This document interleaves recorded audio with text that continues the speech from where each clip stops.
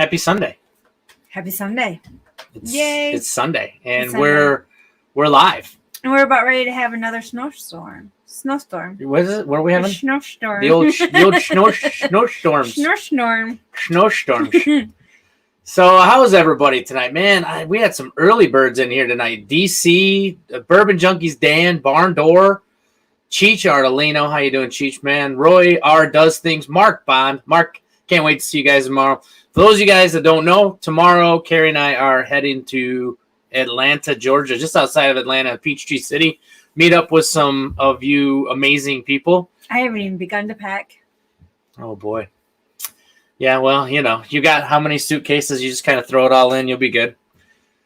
So, yeah, we're going to be down hanging out with you guys in Peachtree tomorrow. So excited for that.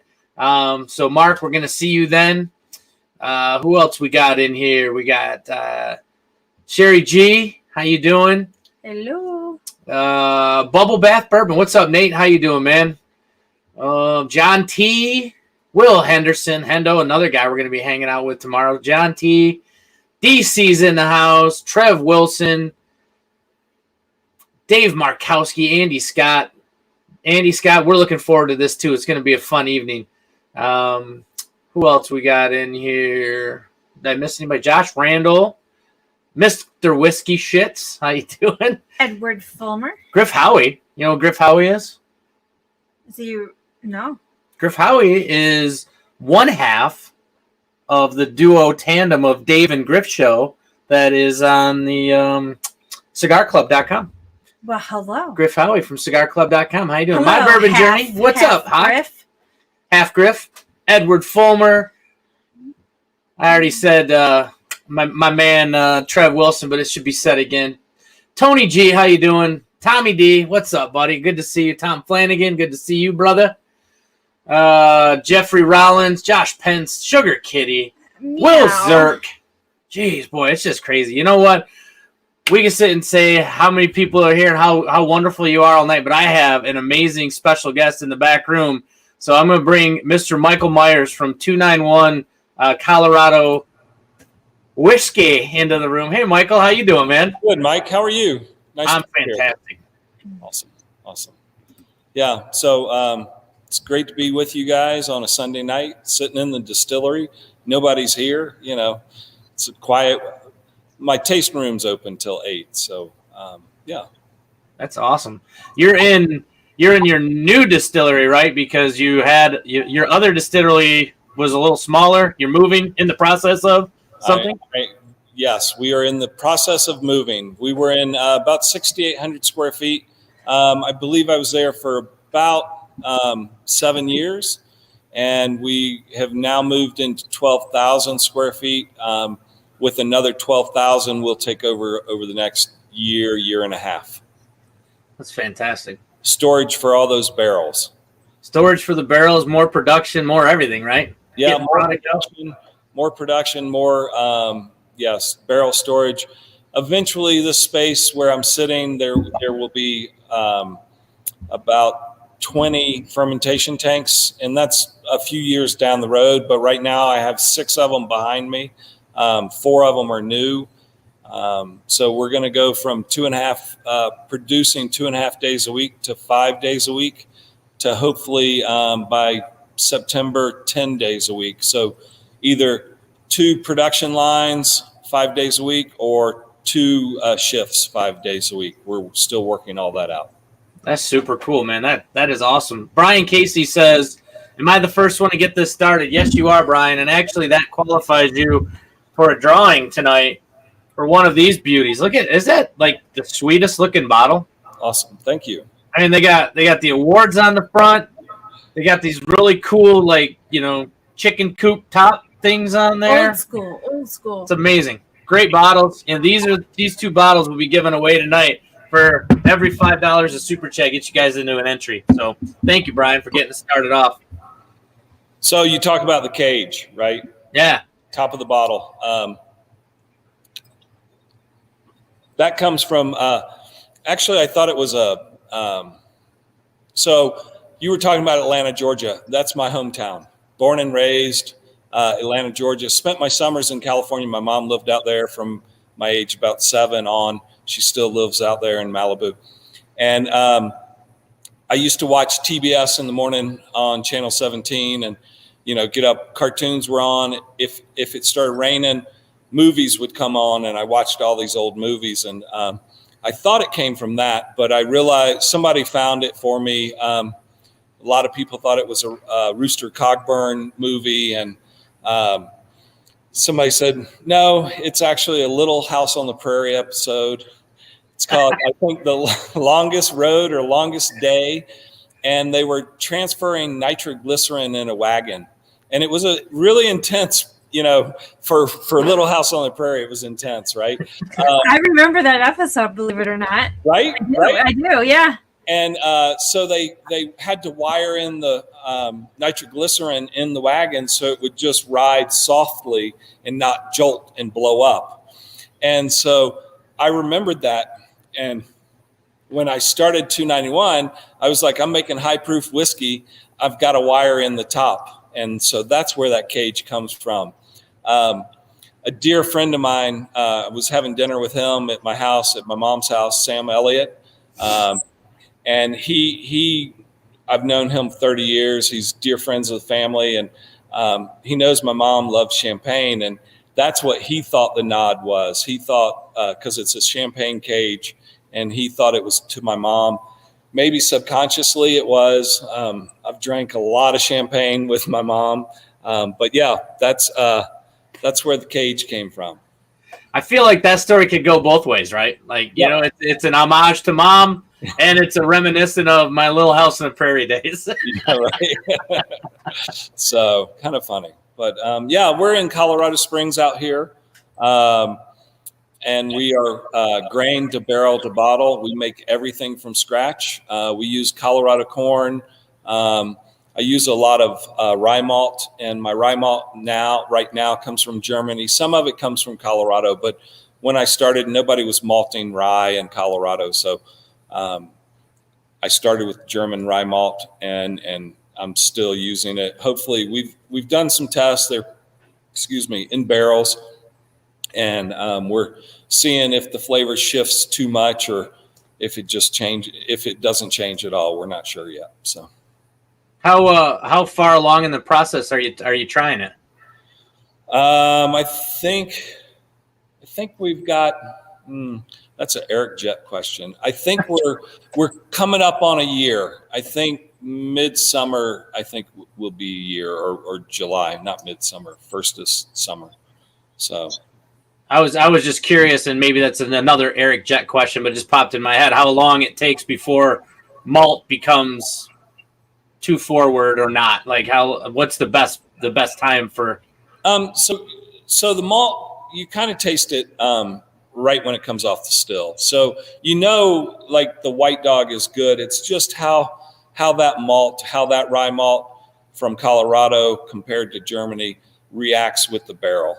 And we could probably pop some barrels and taste it, but you just don't know until you're close to finish because, the barrel imparts so much flavor into the whiskey. It can, there times where you pop a bong on a barrel, you taste it, and it's on the low side, and you're like, that's not that good. And a month later, you can pop the same barrel, and that barrel's shifting up on the high side. It's coming up.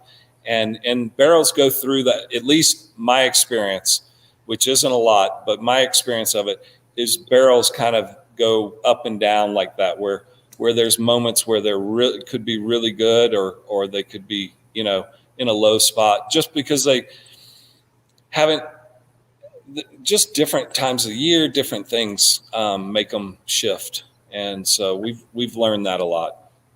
Yeah, your climate has a lot to do with it and everything else. So that's that we have a distillery here in Michigan, a couple of them, Traverse City Distillery and Valentine, and both of those we get a lot of unique flavors because of the ebbs and flows of the Michigan winters and summers and whatnot. Right, and we have offsite when the 6,800 square foot space we kind of grew out of early. So we had an offsite storage area where we have quite a few barrels. And Eric, so I started founding Distiller, my recipes. I distilled for about 3.5 years and then brought Eric Jett on to help me out so I could sell more, grow the company, and become CEO in that way. But so that's who I'm referring to when I say Eric Jett.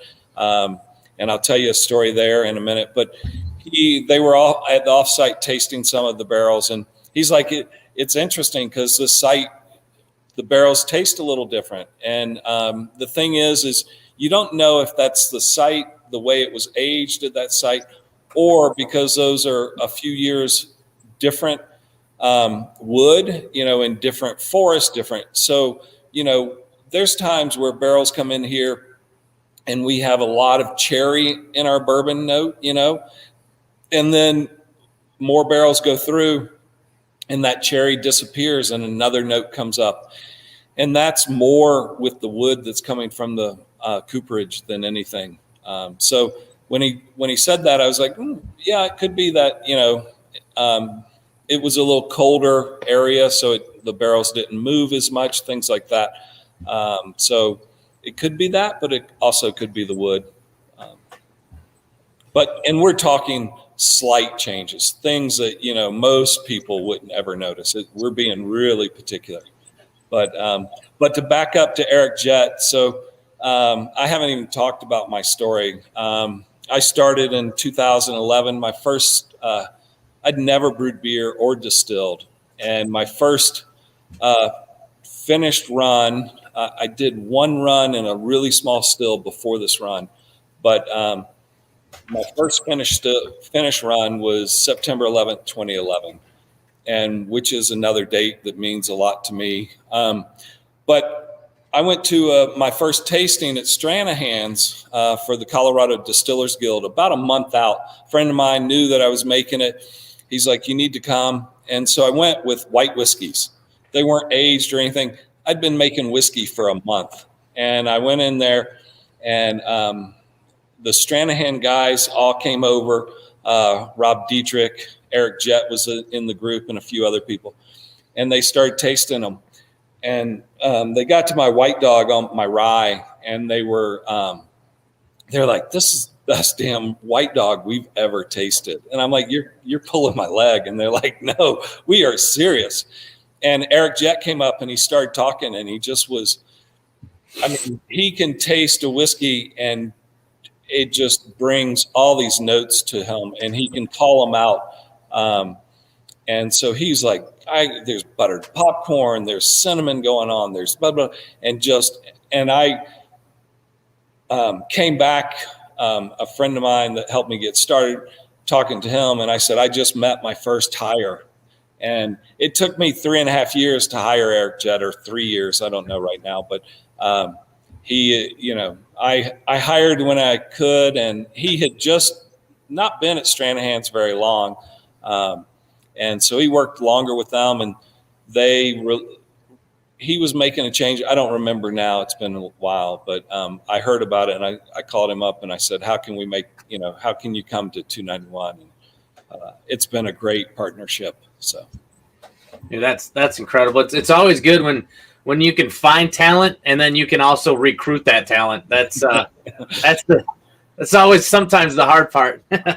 Yeah, I was worried for a long time that he was going to go away, and there's times where they go away and you just, but I always feel it, it's meant to be. So either they'll come back around or somebody else will show up. There's a reason that it doesn't happen if you think it's supposed to happen. For sure.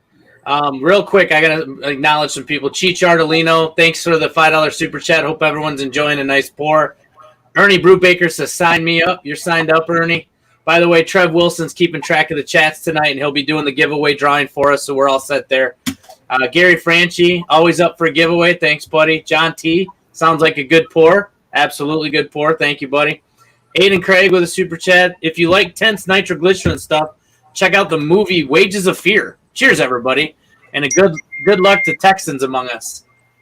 Mr. Whiskey Shit says, sign me up. You're signed up. Thanks, buddy. Ben Elkhorn, hey, buddy. Cheers, Michael and Carrie. And then we're all caught up. And I think you have a question for Michael, didn't you? I don't know. You said, I've got some questions. She was doing some research on you. She's like, I want to know who we're going to sit down with and what we're going to do. And she's like, I've got some questions for Michael. I'm like, all right, well, hit him. That's why he's here. So you said you had just started up doing whiskey not too long ago. What was it, 2011? Yep. So almost 10 years. So, but before that, there's a lot of empty space there. So why don't you fill us in on all that space? Oh, and I just want to do a shout out. I'm glad to hear that you and your mom are like to toast to champagne. I was actually going to call your mom and ask her a bunch of questions about you so I could like get you on the show. Yeah. But your name, Michael Myers, Halloween, the horror movie kept coming up. So okay, so we'll go there. It happens almost every day of my life. My first name is Jason, believe it or not, Jason Michael Myers. I am older than those movies. And but my dad liked to see an initial first and then the signature or the name. And so they called me Michael. So J. Michael Myers is how I signed my name. And so that's where that comes from. But I am older than those movies. I don't look at. I don't like horror films. I think I've seen a part of Halloween, and I don't think I've ever seen any Friday the 13th. So I had a babysitter when I was really young, like 4 or 5, 6 years old, and she watched Dark Shadows. And she was like 20 and she was nervous. So she sat me next to her to watch the show. And then I watched Psycho with her at like 5. And so, that kind of, and the Man from the Black Lagoon, that kind of just sealed it for me where I don't like horror films. Yes, you're right. I had a lot of years before September 11th, 2011. I was a fashion and beauty photographer in New York. I went to Savannah College of Art and Design in Savannah, Georgia, studied photography, got out of there, moved to California, lived with my mom for a while and my stepfather, Norman, and was starting my career as a photographer, and then met my wife at the time, or soon-to-be wife, and then my ex-wife now. We moved to New York, and I shot in New York, and we had 2 boys. They're men now in New York, and I had a really great career. But I shot Angelina Jolie in California when she was 15 and 16 years old, and the Olsen twins, I shot them, and they were a client for me with their makeup line and their couture line, clothing line, and a bunch of other people. Sam Elliott, I shot him. I asked if I could shoot him when I met him. It took me a year or so before I asked him, but I have some really great pictures of him. And I was a photographer. Well, he's a handsome man. It's kind of hard to get a bad angle. Exactly. He is a very kind, handsome man.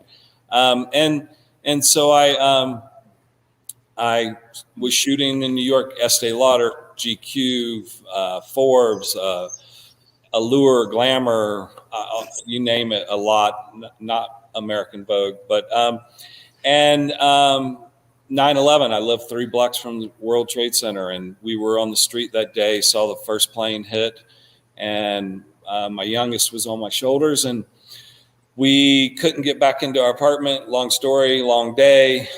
Finally came to Colorado because my wife at the time, her parents lived here, and we ended up here. And I started commuting back to New York for photography, and I did that for a while. And I was shooting Vanity Fair, and I was on a flight back, and I was looking for something else to do. And this was August 2010, and I read an article about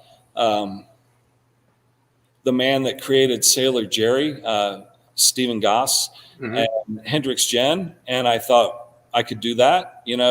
I thought more that I could build a brand, right? Because of my fashion career and all like that. And so I came back, talked to Mike Bristol. He said, Mike Bristol of Bristol Brewing Company here in the Springs. And he said, I know how to brew beer, get your license, I'll try and help. But I don't know anything about distillation. I said, I'll figure it out. So I literally YouTubed, read every book I could find about distillation and brewed at Bristol, or watched, let's say I didn't brew. I watched the head brewer brew for 2 days. And I taught myself. And I started in 300 square feet. I had a DSP. A DSP is a distilled spirit plant permit. And my DSP is DSP CO for Colorado 15023. And I could make 60 gallons a month in that space. And the really great thing is I had a friend shoot some footage on me, documentary in that space in like 2013, and I have never seen it. And I reached out last weekend to him. I've reached out a few times, and he's never like respond, or he'd go, "Oh, I'll find it. I don't know," or there was something weird that was going down with the people that had hired him to do it. I don't even know. So this weekend or last weekend, I got the footage. So it was really amazing to see me in that space, literally almost 10 years, 7 years, but 10 years is when I started. In that 300 square foot space, making 60 gallons a month, stirring a 50-gallon drum of bourbon. And I always say, when you're making bourbon, it's like cooking grits, because it's all corn, especially my recipe, it's 80% corn, 19% malt rye, 1% malt barley. So I'm from the South, just stirring grits. And and I won 2 liquid golds from Jim Murray in that space, which was amazing. My barrel 2 of my rye whiskey, he gave 94 points. And then I have a bourbon called Bad Guy, 291 Bad Guy. Was my 3rd recipe. It's a 4-grain wheated bourbon. And he gave me 95.5 points. And Jim Murray's scale is 97.5 points is his highest score ever. He won't go any higher than that. And that wins Whiskey of the World. So that's impressive. Yeah. I got lucky. I always say that. I love to cook. So I taught myself. I love to cook. I built my own still. My still is out of photogravure plates, a flat copper plate that you chemically etch an image into. You put ink on that plate. You put a piece of paper with it, run it through a press, and you get an inked photograph. And so I took these plates and water jet cut them and rolled them, and then had a guy TIG weld it together to build my original still. We still use that still today. It's the thump keg of my 300-gallon still. So yeah, it's a crazy story. I honestly don't know if there's any other story out. There's none that I've ever heard that is that much of just the entrepreneurial spirit, saying, "Hey, you know what? I think I can do this. I'm going to do it, and nothing's going to stop me." I mean, it's absolutely amazing. All of us have probably said at one time. Everybody in this chat has probably said, "I'd like to own my own distillery," and you were like, "You know what? Screw it. I'm going to go own my own distillery." I don't know. I think I was, commuting.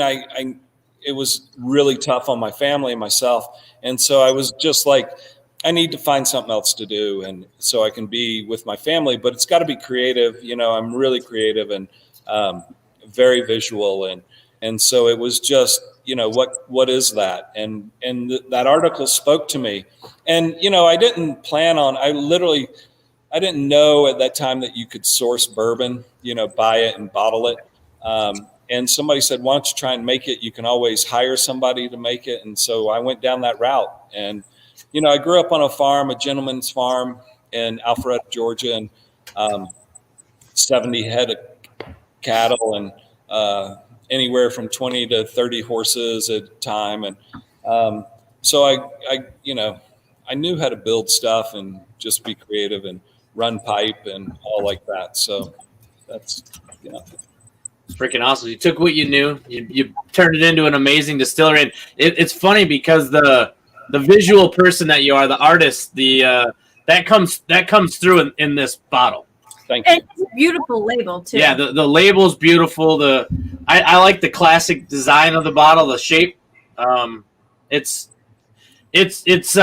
like less is more, but it's great. It's perfect. Yeah, thank you. So the label design is me. So I being a photographer, being art school, I can graphic design. So I have Quark is my graphic design application, and so I laid it out. I first drew it out and stuff like that on paper, and I liked the handwritten part of it, but I didn't really like my handwriting in a way, and so but I started writing stuff out, and I found out that you could turn your handwriting into a font, and so I filled all that out, and so the writing on the bottle is actually my handwriting turned into a font.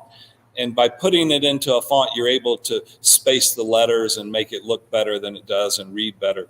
And so, and then my labels are letter pressed, which is another copper plate kind of process. So you make a copper plate, and it's not ink on the labels. It's actually a foil that is heat pressed into the label.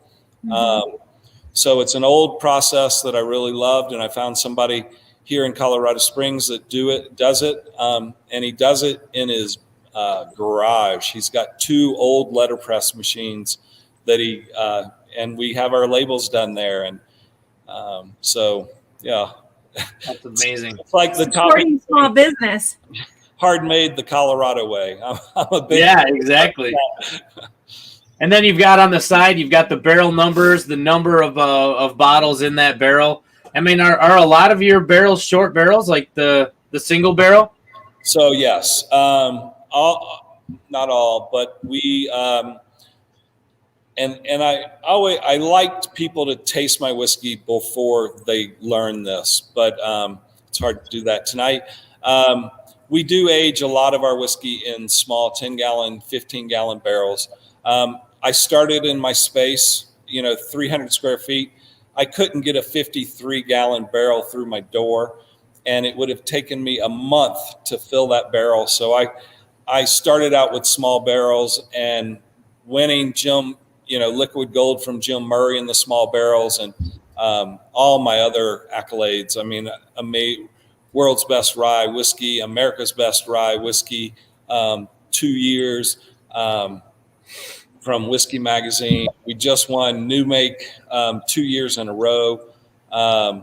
Best American new make from Whiskey Magazine, double gold from San Francisco, New York, Denver, amazing accolades. So it's been hard. I know my whiskey gets better in larger barrels and sitting longer. We know that about whiskey, and we're trying to do that, but I'm bootstrapping this. And so putting whiskey in a barrel takes a lot of cash.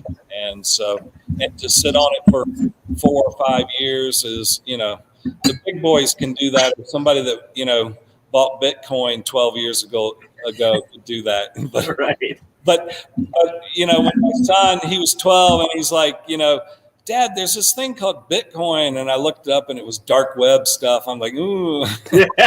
Stay away. Don't do that. Only if I had put $50 in Bitcoin at that point. I mean, that'd be worth $23 million today. $50? Yep. That's unbelievable. Good God. Yeah. It's crazy. If you bought $5,000 worth back then, it's worth $320 million today. Jeez. It's like you can't even wrap your head around that. Yeah. Crazy. But I would have cashed out way before today. Oh yeah, right, for right. sure. You were like, whoa, I'm pulling out now. It's and then you'd be telling the story about how you cashed out your Bitcoin early. Right? So, yeah. So there's a funny story about that as well. I haven't thought about this in a long time. And so my mom, I don't know what she's doing, but I remember back in the late 70s, 80s, they were buying Cougarans, which is a ounce of gold, right? South African coin. And so I remembered that and whatever. And one day my mom just kind of mailed me a Cougaran. She's like, I don't know what I'm going to do with it, whatever. And I'm like, great. She said, I found it in my drawer or whatever. And I'm like, okay. And I was looking to buy my first pallet of bottles. And literally it was like $1,800 for a pallet of bottles. First, I was like, where am I going to put a pallet of bottles in this 300 square foot space? Which I did, had a friend build shelves that fit a pallet. And at the time, an ounce of gold was worth $1,800. And so I went and traded that Cougaran in and bought my first pallet of bottles. So that's super cool. Crazy. Yeah. What you do, whatever you can do when you're starting out like I did. Everybody has their own business model and all like that, and it's great. People source whiskey, and people have, investors invest a lot of money and personal money. I know a distillery in Nevada that they've put, I don't even know, $120 million into it, but the person's a billionaire. And so, everybody has their model, and it's still running a business and making good whiskey. And it's not easy, no matter how much money or how little money you have. Doesn't matter how much money you have, you can't buy passion. Nope. It's true. It's true.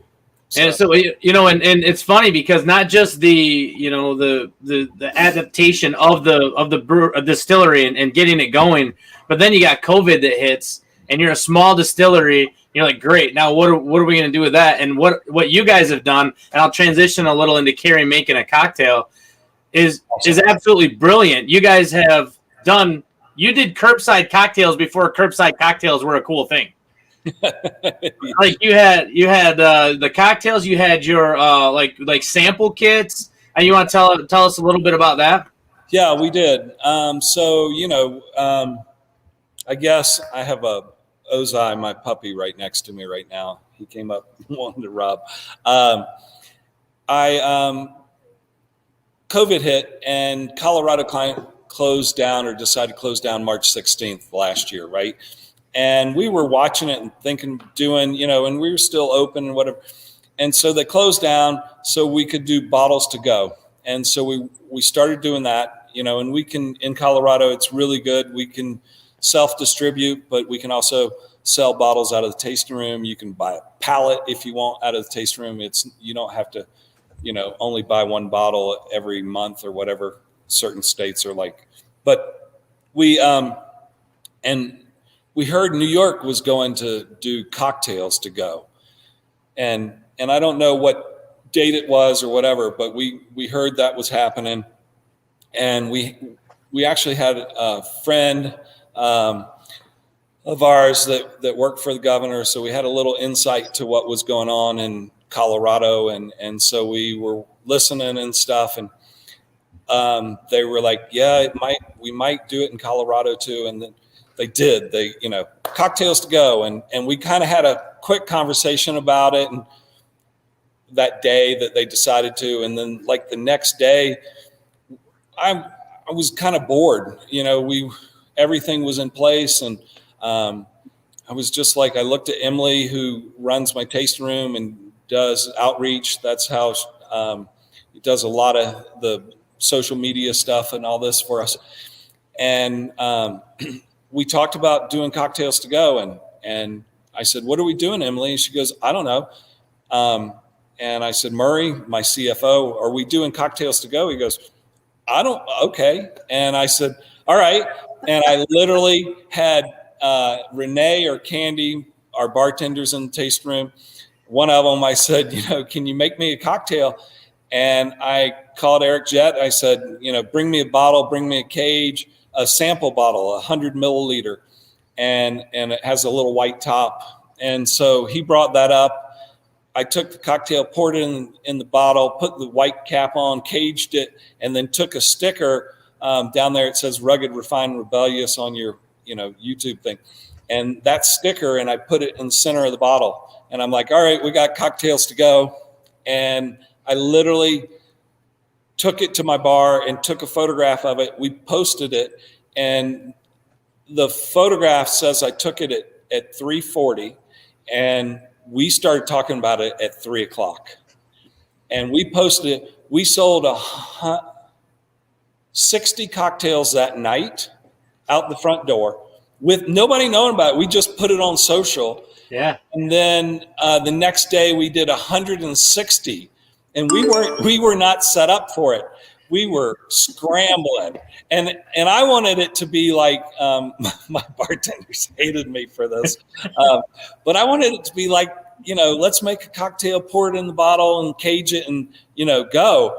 And all of a sudden, we're handshaking, each cocktail, and we're sending 60 out in a couple of hours and 120 or 160 through a day. We were like, okay, we got to start batching this, and so we've done that, and it saved our tasting room. The bottles to go and cocktails to go. We in April we did, I think, equal out of the tasting room what we did in 2019, and then I think May we beat what we did. We were up this year in the tasting room considerable. And overall, as a company, we were up 23% this year, which is amazing. When the industry, I think Discus or somebody came out and said that our industry was going to lose $700 million, and that was going to be about 41% down. So, I feel for everybody that had a really rough year, and we had a rough year and all like that, but we worked our ass off. My team worked their ass off to help our consumer, help everybody with us, and also local musicians. We have local musicians who play in our tasting room, and they cut that off, and they had nowhere to go. And we started every night from their house. They would log into our Instagram and YouTube and play for an hour. So we paid 6 days a week for a musician to play. So, yeah.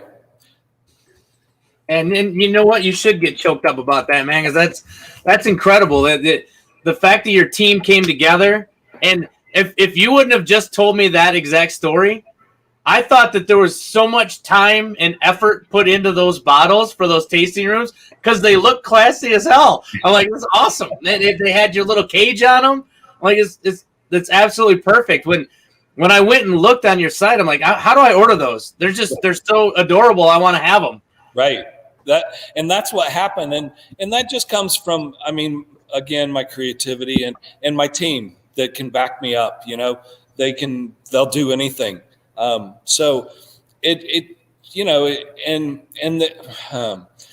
I have the way I look at stuff, and I may not spend a lot of money on it, but whatever I look at it or how I look at it adds a level of whatever to it, makes it look a little more expensive. A lot of times that's not a good thing, but it does. And so, I've experienced that with my website and my bottle design and all like that. And people, I don't look like I bootstrapped this company. And we have, I have a lead investor out of London that's put a little bit of money in to help. And then we've gotten some barrel financing just lately through a dear friend and getting more so we can grow more. In 2018, when we won World's Best Rye Whiskey, we were selling whiskey, bourbon, and rye, and it was like going like this, and all of a sudden the rye did that, and we ran out. We were like, oh, and and if you run out, you can't make more. It's got to come out of the barrel after sitting for a while, and yeah. So we just were like, and the bourbon caught up, and it's been a great trip. So are we making a cocktail? Yes, we are. So Carrie, I challenged Carrie to look too much. No, you're fine. No, I challenged Carrie to look at your website and find one of your cocktails that fit her mind's eye. And what did you choose, babe? I chose the blackberry sour. Oh, that's a great cocktail. Mm-hmm. I love that cocktail. So we didn't have your White Dog whiskey, but we do have the small batch Colorado whiskey. The bourbon whiskey. Yep, the bourbon whiskey. So I'll start with that. Ooh, that was a nice pop. Love that. so pardon? There's a story about that pop. So yeah, that was a nice pop. Yeah, a friend of mine. So Sam Elliott drinks my whiskey on the ranch. If you've ever seen the Netflix show, The Ranch, he drinks it on there. He asked me to send him whiskey, or his prop guy called one day, and I didn't expect it. And we shipped whiskey. And then another friend of mine works on Ozarks as in the wardrobe. I love Ozarks. And I was talking to her, and she's like, send me some whiskey. And so I sent it to her, and from college, friends from college in Lane Brightwell. And so season 3, episode 3, they drink 291. Laura Linney and her brother character are in the house by themselves, and it's an intense conversation. He goes, wait a minute. And he runs around to the kitchen, and he kneels down and comes back up, and he brings 291 over. You can't see the label. You can tell by the bottle shape. And he pops the bottle, and it makes such a nice pop. I'm like, yes. And Laura Linney kind of laughs at it, and then they pour it and drink it. So that was, so the pop, that's the reason I have natural cork, is to get that sound. So I just painted myself in a corner, not even thinking it.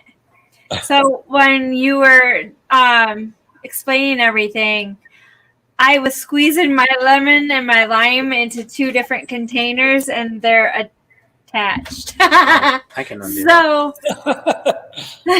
I can only pour one at a time, but the other is gonna.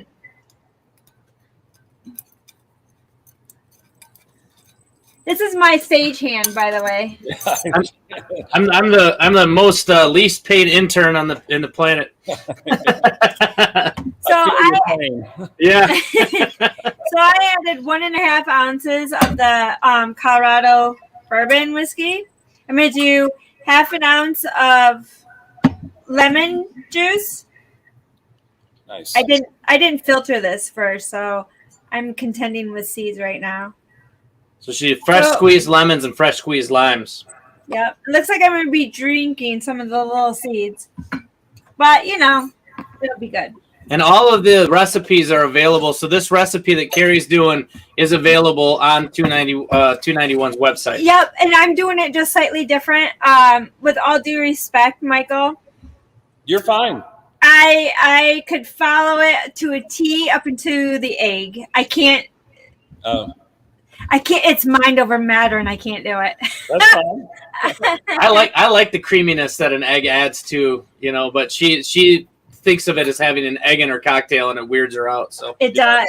Yeah. If you didn't tell her it was in there, she'd drink it. I would. Yep, if you love it. Yeah. It never hurts if I don't know. And then I'm adding 1/2 ounce of lime juice. And now we're getting into 1/2 ounce of simple syrup.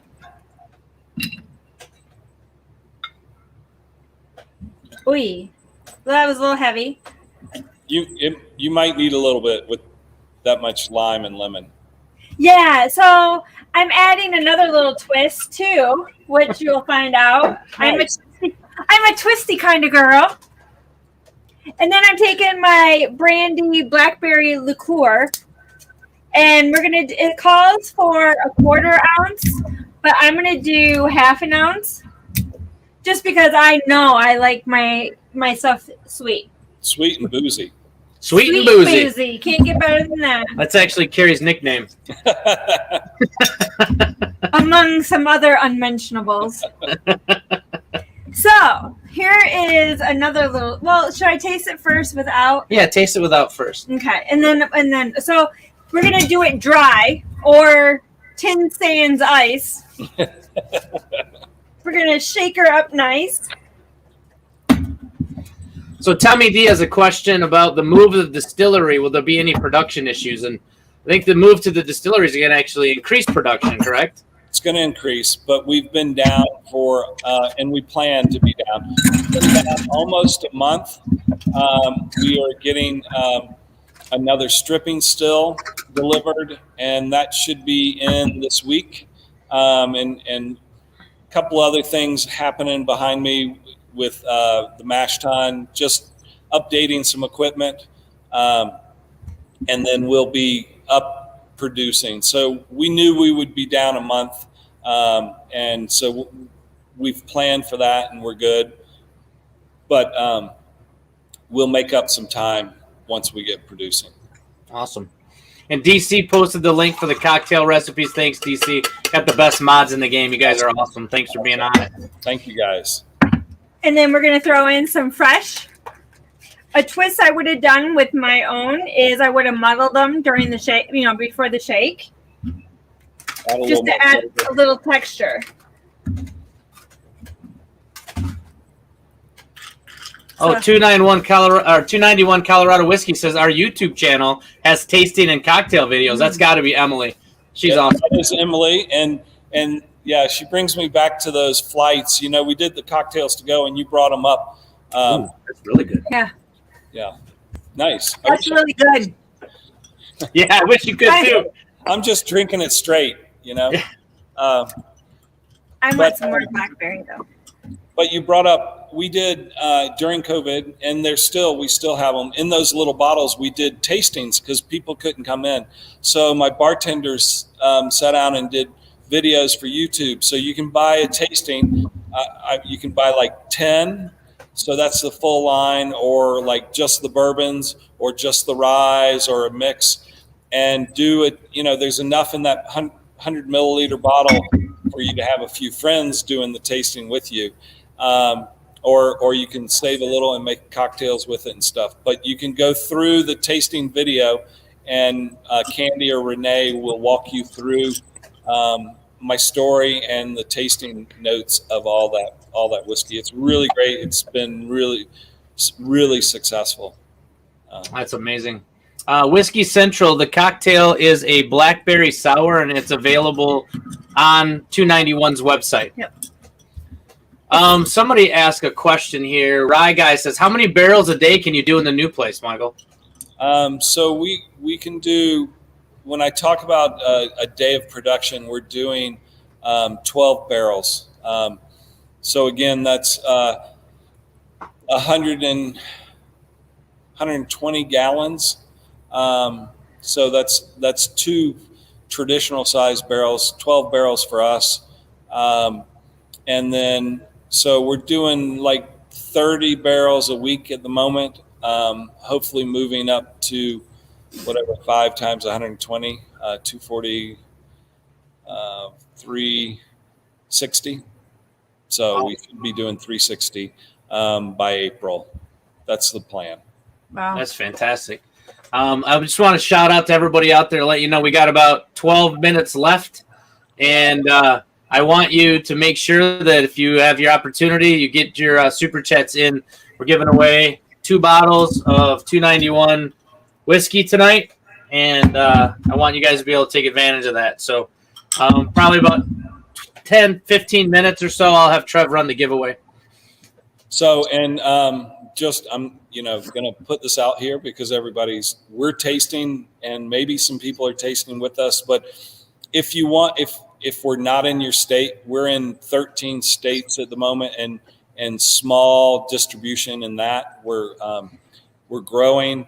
But if you go to our site, either distillery291.com or 291coloradowhiskey.com, you can purchase, and from our site, it goes through because of the 3-tier system, it goes through a company that ships it and from different states or whatever. But you can order whiskey from us, and it will be delivered to your door in 39 states. There are some states that we can't deliver to, but it does come through. It is 3-tier. It goes to a liquor store, and then it's shipped out from either a fulfillment center is more of the word than a liquor store. So. What is with that being said, what's your game plan or your thought process for future distribution? Like you're expanding your footprint out through the regular distribution chain. We are. We have a really dear partner, LibDib, and we're partners with them in California. I can't name all the states. Wisconsin, California, somewhere else. A few states, and they're a very different online distribution company. We are also with RNDC in Texas and Kentucky.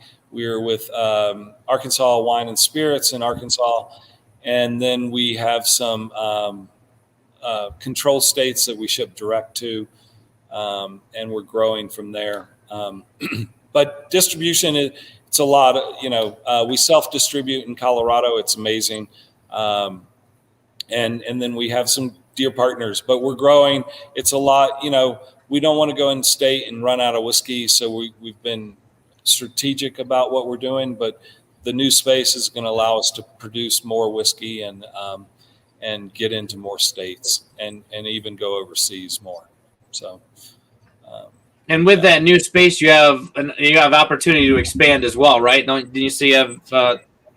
Yes, we're in 12,000. We've got another 12,000 to move into, so we're excited about that. We'll start taking that down. April 1, we take a little space, and then probably June 1, we take some more for barrel storage. So yeah, we're excited about that. But the one thing that I didn't talk about is, I set out. We've been all over the place, talked a little bit about my story, but I really set out to make a Western whiskey, a whiskey that was different. I love Kentucky bourbon. I love Tennessee whiskey. Literally, we have a family farm, or had a family farm, that was 7 miles to Jack Daniels and 7 miles to George Dickel. So I've been around Tennessee. We raised Tennessee walking horses. But I lived in Colorado, and I wanted to make a Colorado whiskey, something big, bold, and beautiful, like the state of Colorado. And so my whiskey does not taste like Kentucky bourbon. I don't want it to. It doesn't taste like Tennessee whiskey. It tastes like Colorado. And the other thing that I do that's very different is, and I started this really early on, I finish my whiskey on aspenwood staves. So I take toasted pieces of aspen, and I pop the bung on the barrel, put them in there for about a month when the whiskey's almost finished, and then we bottle it. It just adds a little more spice, a little more smoke, a little bit more Colorado to it. But yeah, I really set out to make the other is rugged, refined, rebellious, and that's kind of me, and definitely my whiskey. My whiskey is very unapologetic. It's a big whiskey, really beautiful mouthfeel to it, and beautiful notes to it. So yeah, I'm really proud of it, and excited when people taste it. I mean, I love being at a tasting and just new people coming up and tasting it and going, wow, that's incredibly different and really good. So it's been an amazing trip and a lot of fun. And I have so many more stories we didn't even get to. But well, tell me another one. We got time. We can go as long as you want to go, my friend. I can tell you that I personally am super excited to get out and see your facility in person. Like, yeah. Once all this stuff starts breaking up and we can get out and do our somewhat normal lives again, you're on the top of my list of places that I want to come and see. Because Colorado is beautiful too. I mean, we enjoy when we go. We love Colorado. Yeah. Yeah. So, I should just walk around, right? Yeah. Let's try this. Tell me if it's just really hard to see, but let's see. Will it focus there? Yep. So that's a column from our stripping still. You can see that, one of our columns. And then these are fooders that are brand new for us. Those are beautiful. Those are our old fermentation tanks. but I'm going to take you back here. A friend of mine, Larry St. George, is building this for me, and that's our steam coils that will replace the copper coils that were in our corn cooker. This is an old stripping still that I built that we're turning into a hot liquor tank for a little while. And then this is our H3 room, Hazard 3, and this is where our still is. So you can see we're not hooked up yet. Yeah. That is my original 45-gallon still with the photogravures on it. Let's see. I don't think the light's right, but you can see.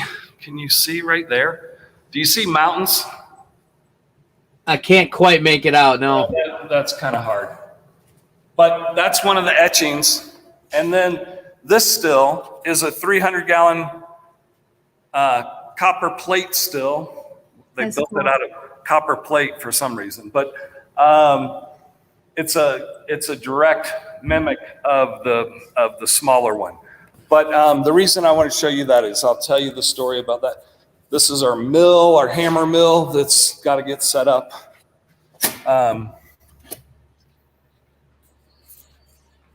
And I'll go back to where I was sitting. But the copper still, the big one, had some friends in the tasting room, and they're like, we love whiskey. Or actually, a friend introduced me to them, and he's like, you need to meet these guys. And so I met this guy, Jared, and he loved whiskey. And he's like, we do all this stuff with metal, and he's like, we actually build parts for nuclear subs. And so they build titanium ball valves. So the ball is like this big, titanium, in a ball valve, if you know what a ball valve is. Yep. They do nickel press rings that are, they spin it when they cast it so that all the bubbles go out of it. And I mean, these nickel press rings are for propulsion tubes, and I mean, all this crazy stuff. And they're like, do you need anything built? And because they knew that I built most of my equipment. And I'm like, oh my God, I'd love a still. So they built me, and there's some pictures of them, but these, I drew them up, submarine stills that were amazing. They were 350 gallons. They worked for a while. And then they were like, we could build a finished still out of copper. We could take your plans of your little still and build you a big one. And so they took the plans, and they're engineers. And so they thought that it was a pressured vessel. I'm like, no, stills cannot be pressured or they're a bomb. And I went to art school. They went to engineering school.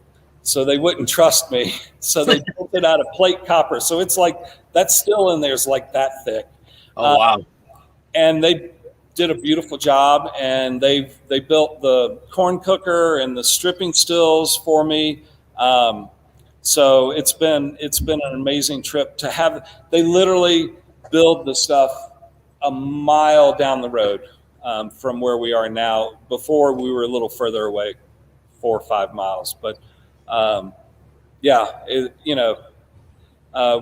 Colorado Springs is a military town. There's a lot of DOD contracting going on, things like that, and they're a DOD contractor that's building stuff, and they just have the most amazing machine shop you've ever seen that you could lick the floor. Machine shops have grease and metal, and not this one. This one is so precise, it's crazy. But so it's nice to come across people like that. Even Al Novak, who TIG welded my first still, was just this amazing welder, craftsman.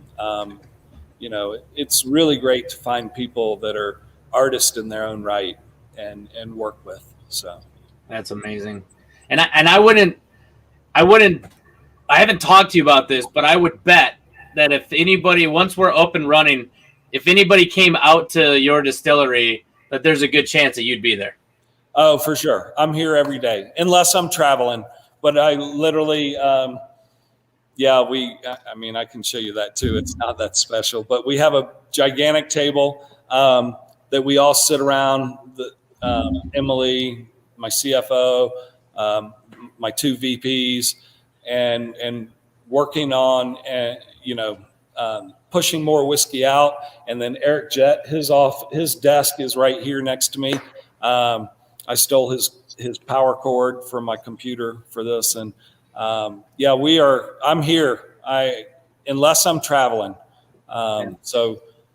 There's a lot of times you'll see me and I try to say hello if I can, but yeah, please come visit when all this COVID stuff is, people can travel and we're not open. Our tasting rooms, not to go cocktails and all that, we're open, but to come in and have a drink or do a tasting, we're not there yet. We should be in a couple of months, probably, if not sooner. So. Well, Michael, I got to tell you, you and your team, in my humble opinion, are everything that's right about the craft whiskey business.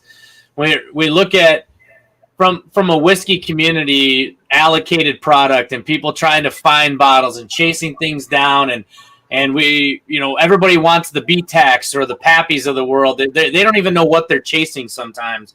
But when craft distilleries come online and have the passion that you have and have the wherewithal to say, this is what we're going to do, and we're going to make something that's amazing, and it's going to be Colorado whiskey. It's not going to be Tennessee whiskey. We're not copying what everybody else has done. This is what we're doing. I mean, cheers to you, my brother. Cheers. Thank you very much. I appreciate your kind words. And my bottles are are really rare. I mean, they're literally, you can read the number, these are small batch now. So bottle 29 out of 1,228. But our older, our barrel proof bottles, this is bottle 45 out of 48. There are only 48 bottles of this. We have 27 out of 44. Right, in this world, right? Yep. And I mean, they like the world's best rye that we had, there were only so many bottles of that. And the whiskeys, the really great thing is it's been very consistent for me. Our whiskey, the flavor is very consistent, and that's to be a craft distillery and have a consistent product like that's been amazing. Yeah, I mean, and that's what you have to do to build a brand, and you know that. Yeah. You got to have that consistency, and you guys are doing it. So, like I said, kudos to you. I want to tell Trev, if you want to go ahead and run the giveaway, and let's see who we can give 2 bottles of this amazing juice to. That would be fantastic. And in the meantime, Michael, we got time for one more story. What do you got for us? One more story. Oh boy, I'm on. There was something you said earlier that reminded me of a story, and I can't remember.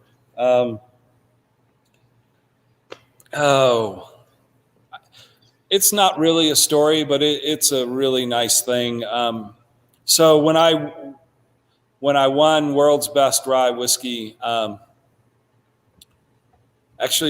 so 2016, I won America's Best, and they asked me to come to New York, and I really thought that I didn't know that I had won it yet, and they wanted me to come to New York, and I'm like, I can't afford that, and I'm thinking they papered the seats and all this, and then I won America's Best Rye, and I'm like, I should have been there.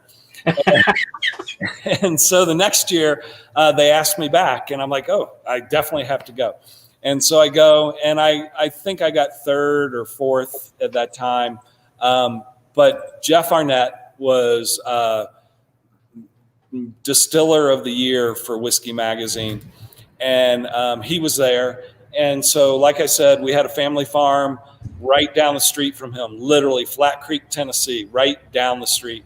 And I went up to him and started talking to him, and he was an amazing, nice man. I mean, and we've met so many people at that event. And a bunch of events, but at this event, it's small people. Fawn Weaver from Uncle Nearest, all the Uncle Nearest team, I've met them. And they're amazing. But Jeff Arnett, we're the same age.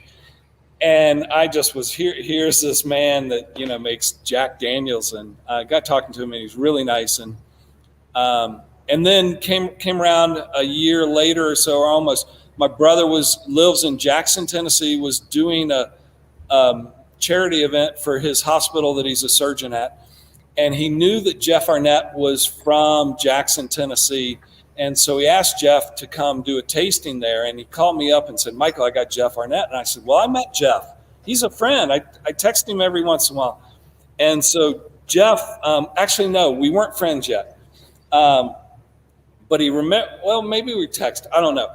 But my brother's partner had a twin prop plane, and he was going to fly from Jackson to Tullahoma, pick up Jeff, and bring Jeff back for this tasting. And I'm like, I'll ride with you. And so we flew over, landed. They're surgeons, so they got money. I got whiskey in barrels. You're right. So I'm on this plane, and we land, and the pilot gets out.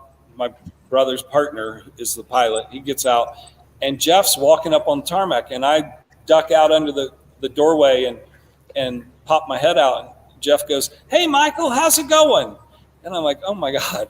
And I'm like, good, Jeff. And we talked, and that day and he's like, after the tasting, he's like, why don't you come over tomorrow? What are you doing tomorrow? And it was a 3-hour drive. And I'm like, I'll come over. And so I show up at Jack Daniels, and he took me in his personal truck, Jack Daniels truck, branded truck, anywhere, anything I wanted to see, anywhere in Jack Daniels. He was like, what do you want to see? I'll show you anything. And I was like, that's amazing. And showed me all kinds of stuff. And he was like, oh my God, we've got to go over this one place. I want to show you something. And I'm like, what? And he's like, I want to introduce you to somebody. And so we're driving around, and we finally get to one of their new plants. It's an old plant that's being updated, and it's all on the Jack Daniels thing. And we go in this office, and he's like, hey, I want to introduce you. Michael Myers, meet Michael Myers. And there is a man. He's one of I forget his title. His name's on bottles of Jack. So he's up. So I meet this guy, and Jeff's like, I just thought it was funny that you guys have the same name. He was a very nice man. We switched cards. So I have a Michael Myers, Jack Daniels card. And we, and he showed me around. We had a great time. He took me in Lynchburg in the square, and we had lunch there. And I've been back there a few times. He's no longer with Jack, but he's still a dear friend. I reach out to him all the time, talk to him all the time. I was at an event, and Kelly Pickler was country singer, and I had her hold up 291 because she said she was a Jack girl and that she knew Jeff. I texted to him. He's like, oh my God, KP, I've been talking to her husband all day, tell her hello. But he's an amazing man. He is one of the nicest people I've ever come across in my life. And he's working on something. I think he hasn't told me anything, but I hope the best for him. But it was really nice the people that I've met in this industry have been amazing, and he's the top of it. So I think that's one of the coolest things about the industry in general, and the community that supports the industry. Yeah. Amazing people, totally generous, giving people. Everybody's in it because they love whiskey, and they love being around cool people. Yeah. And it's so amazing that it's almost to a T. And whenever you meet somebody, we're gonna have something in common. We're gonna be cool because we all like the same stuff. Right. Yeah. Exactly. So Emily wanted to know why 291. Oh, that is a good question. Emily would know that and ask that. 291 or 291. Everybody asks me, how do you say it? I'm like, I don't know. It just, however it comes out of my mouth, it can be 291 or 291. Was the very first photo gallery ever in the world, Gallery 291 on Fifth Avenue in New York City. Before that, they showed photographs with paintings in salons. Alfred Stieglitz, not Edward Steichen. Alfred Stieglitz opened Gallery 291. He wanted to only show painting or photographs. I'm getting it all messed up. And only photographs. So when I went to school, Savannah College of Art and Design, freshman year, before I ever knew of Gallery 291 or Alfred Stieglitz, I walked up and my dorm room was 291. Found out about Stieglitz in or photo history class and thought, meant to be a photographer. And then it's somewhere else, but I do have my room key from that dorm room still in my green bag, and went on to be a photographer. And then when I started this, the process of distillation and the building my still out of photogravure plates all remind me of the darkroom, and so I thought 291 would be a good name for it. It's amazing. That's super cool. Well, we do have our winners. We have Trev Wilson says that Siri picked number 3 for Brian Casey. Of course, Brian Casey. And number 15 for @Common Sense. So Common Sense, email me your information so that I can get you this amazing bottle of whiskey. Brian, I know your information, so we're good to go there. Awesome. But Michael, I appreciate you. I appreciate what you and your team are doing for the whiskey industry and the community as a whole. Like I said, in my opinion, you guys are everything that's right in the whiskey world. And thank you so much for coming on and spending some time with Carrie and I. It means a ton to us. It was nice meeting you. Yeah. Thank you so much, Mike and Carrie. Nice meeting you, Carrie. And I'm sad that I didn't get to taste your cocktail that you made. I know it's good. And I really appreciate tonight and all the kind words. And if anybody has any questions, just go to our website. And if you can't find them there, email, and most likely me or Emily, Facebook, Instagram, at Distillery 291. It's easy. Type in Google, you'll find us. But would love to answer any questions anybody has. And you can buy our whiskey, like I said. But thank you guys. It was a great Sunday night to be here. Yeah, it was awesome. We appreciate it. Thank you again. Thank you, Emily, for all the help that you had setting this up. We love everybody. You guys have a great night. We'll talk to you guys next week. See you next Sunday. Bye-bye.